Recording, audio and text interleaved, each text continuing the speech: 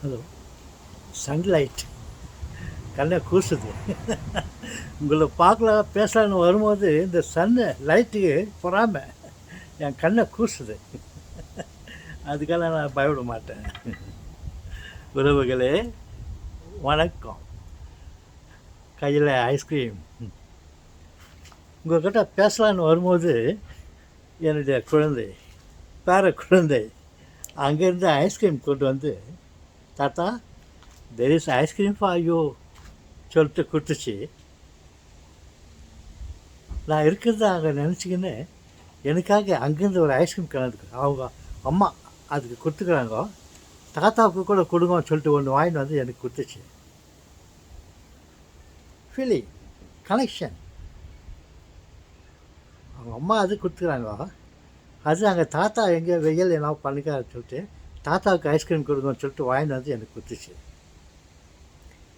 நான் அதை வாங்கிக்கின்னு தேங்க்யூ சொல்லிவிட்டு எனக்கு ரொம்ப சந்தோஷம் ஆச்சு. சரி, my face is very happy mood.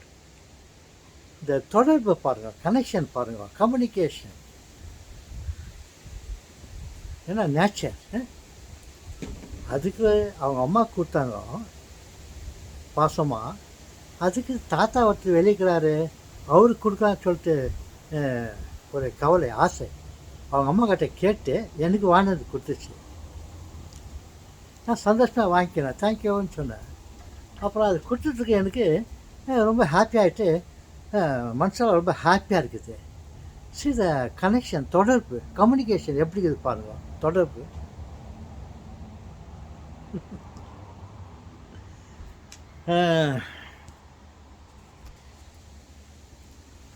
Okay, ice cream இப்போ சாப்பிட்றதா அப்புறமா சாப்பிட்றதா?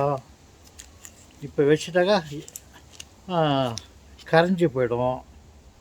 அதே சமயத்தில் உங்கள்கிட்ட நான் பேசணும். சரி, கரைஞ்சா கூட அப்புறம் அப்படியே சாப்பிட்டுக்கலாம். முதல்ல இப்போதைக்கு எனக்கு நீங்கள் தான் எனக்கு ரொம்ப முக்கியம், ஐஸை விட. என்ன தாத்தா ரொம்ப கூலாக பேசுகிறீங்க? கையில் ஐஸ்கிரீம் இருக்குது, கூலாக பேசுகிறேன் பாருங்க.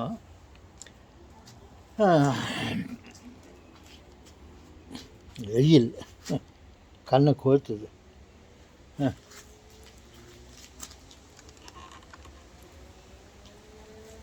அதே மாதிரி தான் நான் அங்கே டைனிங் டேபிளில் உட்காந்துருந்தேன். அங்கேருந்து கிச்சனில் என் மனைவி கிச்சனில் ஏதோ வேலை செய்திருந்தாங்க, ரொம்ப நேரமாக செய்திருந்தாங்க. இவங்க எப்படா ரெஸ்ட் எடுக்குவாங்கோ சொல்லிவிட்டு அவங்க கிச்சனில் இருக்கிறாங்க. நான் இங்கே டைனிங் டேபிள் அங்கே இருந்தேன். நான் அவங்கள பார்த்து ரொம்ப கவலையாக, இவ்வளோ கஷ்டப்பட்டுங்க அவங்கள ரெஸ்ட் எடுக்காமல் சொல்லிவிட்டு இருந்தால் அவங்க எங்கேயோ வேலை செய்தாங்க.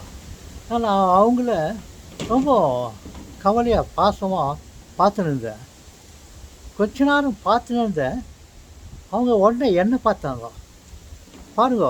நான் அவங்கள பற்றி நினச்சின்னு இருக்கும்போது ஏதோ ஒரு தொடர்பு, கம்யூனிகேஷன் அவங்க மனசில் பட்டு அவங்க உடனே என்ன பார்த்தாங்க.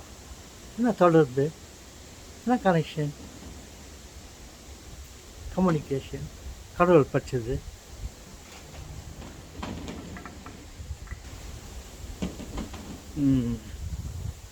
ஓகே,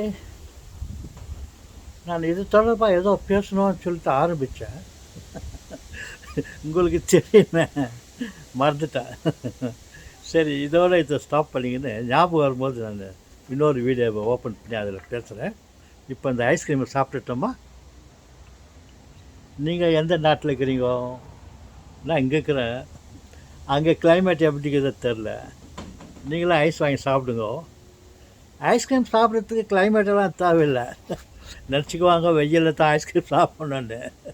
எங்கே பார்த்தாலும் குளிரில் பாருங்கள், இங்கே குளிர். ஆஸ்திரேலியாவில் ஐஸ்கிரீம்